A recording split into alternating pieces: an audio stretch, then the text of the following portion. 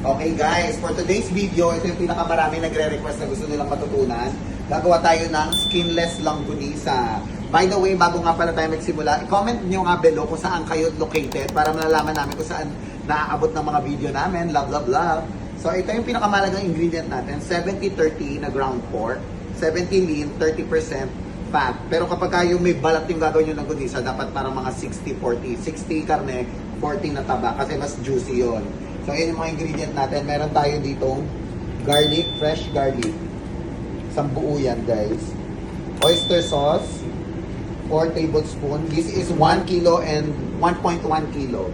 3 tablespoon garlic powder since garlic itong gagawin nating langgunisa. 2 tablespoon black pepper. Half cup brown sugar.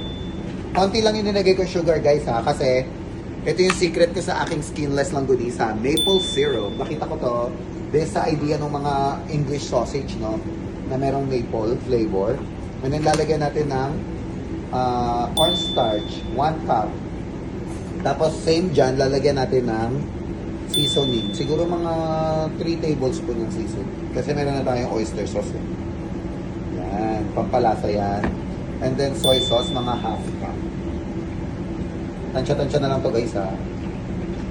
Kasi wala tayong salt, so ito rin yung magdadagay ng alat sa ating longganisa. And then mix lang natin yan. So malalaman yung ready na to fry yung longganisa, skinless longganisa nyo kapag ka nag-dry na siya.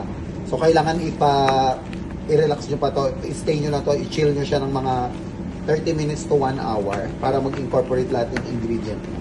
Ganyan. So ganyan. I-mix lang natin yan ng mabuti hanggang magsama-sama yung mga ingredient. Tapos hanggang mag-dry siya. Kasi kapag ganyan mo siya, pinirito mo na siya ng ganyan, maano siya, madudurog, maghihiwa-hiwala yan. Kaya kailangan natin ng cornstarch for the binder. So ayan, i-mix lang natin yan. Kapag ka na-mix mo na yan ng maganda, ganito magiging itsura niya, guys. Ayan. Ayan. Nakita nyo, ano na siya, yung parang dry na siya. Ayan, nagpiprito tayo. Ginawa nilang burger patty. Pero pwede nyo gawin yung mahaba, maikse. Gusto nyo gawin parang hotdog. Lagay nyo sa ice candy, parchment paper, wax paper, foil, ziplock.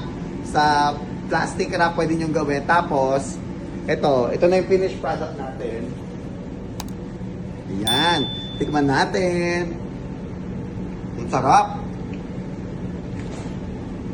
Yummy, yummy. Ang sarap.